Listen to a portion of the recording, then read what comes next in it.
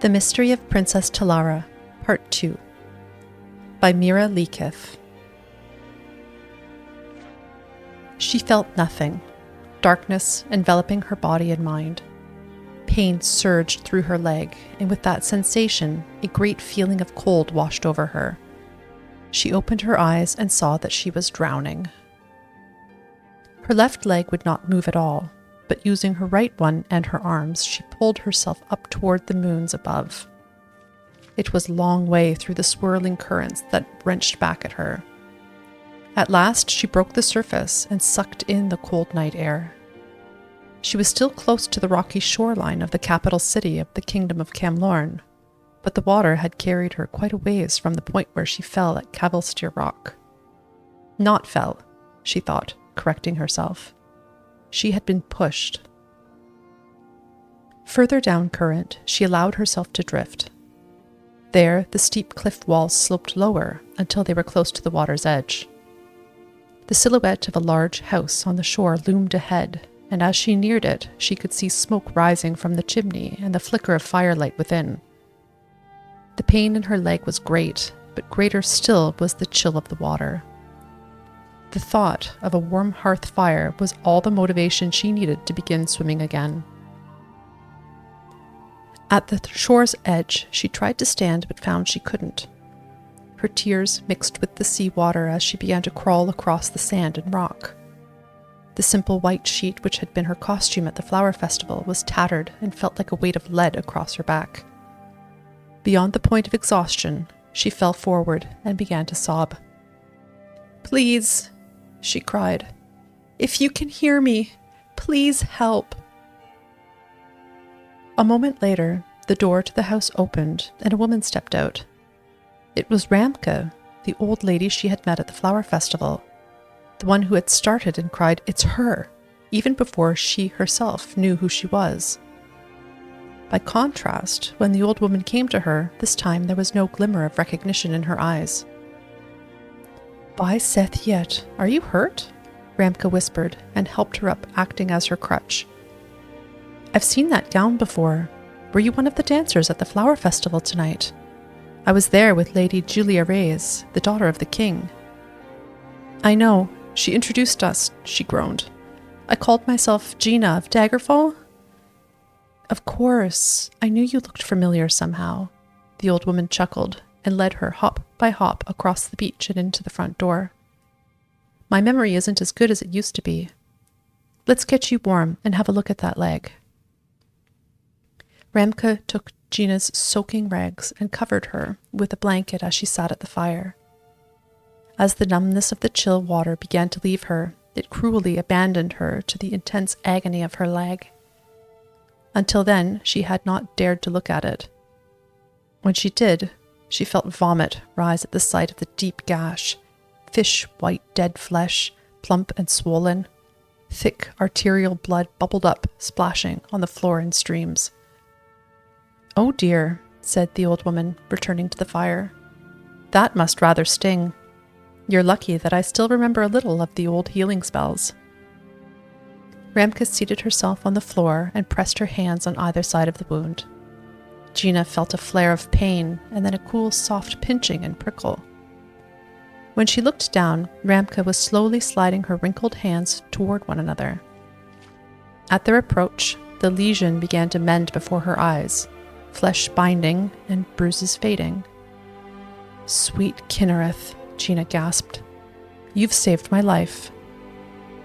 "Not only that, you won't have an ugly scar on your pretty leg," Ramka chuckled. "I had to use that spell so many times when Lady Julia was little. You know, I was her nursemaid." "I know," Gina smiled. "But that was a long time ago, and you still remember the spell."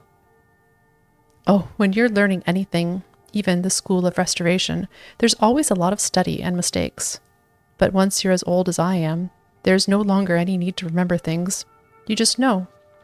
After all, I've probably cast it 1,000 times before.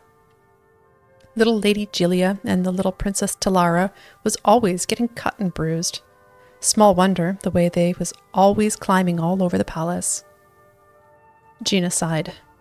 "You must have loved Lady Julia very much." I still do, Ramka beamed. But now she's all grown and things are different. You know, I didn't notice it before because you were all wet from the sea, but you look very much like my lady. Did I mention that before when we met at the festival? You did, said Gina. Or rather, I think you thought I looked like Princess Talara. Oh, it would be so wonderful if you were the princess returned, the old woman gasped. You know, when the former royal family was killed, and everyone said the princess was killed, though we never found the body, I think the real victim was Lady Julia. Her little heart just broke, and for a while it looked like her mind did too. What do you mean? Asked Gina. What happened? I don't know if I should tell a stranger this, but it's fairly well known in Camlorn, and I really feel like I know you. Ramka struggled with her conscience and then released. Julia saw the assassination, you see. I found her afterwards, hiding in that terrible blood-stained throne room, and she was like a little broken doll. She wouldn't speak, she wouldn't eat. I tried all my healing spells, but it was quite beyond my power. So much more than a scraped knee. Her father, who was then Duke of Aloyn, sent her to a sanitarium in the country to get well. That poor little girl, cried Gina. It took her years to be herself again, said Ramka, nodding. And, in truth, she never really returned altogether. You wonder why her father, when he was made king, didn't make her his heir?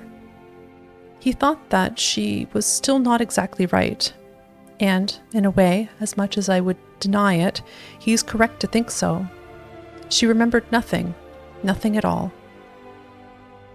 Do you think, Gina considered her words carefully, that she would be better if she knew that her cousin, the Princess Talara, was alive and well? Ramka considered it. I think so, but maybe not. Sometimes it's best not to hope. Gina stood up, finding her leg to be as strong as it looked to be. Her gown had dried, and Ramka gave her a cloak, insisting she protect herself against the cold night air. At the door, Gina kissed the old woman's cheek and thanked her, not only for the healing spell and for the cloak, but for everything else of kindness she had ever done. The road close to the house went north and south. To the left was the way back to Camlorn, where secrets lay to which she alone held the key. To the south was Daggerfall, her home for more than 20 years. She could return there, back to her profession on the streets, very easily. For a few seconds, she considered her options, and then made her choice. She had not been walking for very long when a black carriage drawn by 3 horses bearing the imperial seal, together with 8 mounted horses, passed her. Before it rounded the wooded pass ahead, it stopped suddenly. She recognized one of the soldiers as Norbuth, Lord Strail's manservant. The door opened, and Lord Strail himself, the Emperor's ambassador, the man who had hired her and all the other women to entertain at court, stepped out. You, he frowned. You're one of the prostitutes, aren't you? You're the one who disappeared during the flower festival? Gina, am I right? All that is true, she smiled sourly. Except my name, I've discovered, is not Gina. I don't care what it is, said Lord Strail. What are you doing on the South Road? I paid for you to stay and make the kingdom merry. If I went back to Camlorn, there would be a great many who wouldn't be merry at all. Explain yourself, said Lord Strail. So she did, and he listened.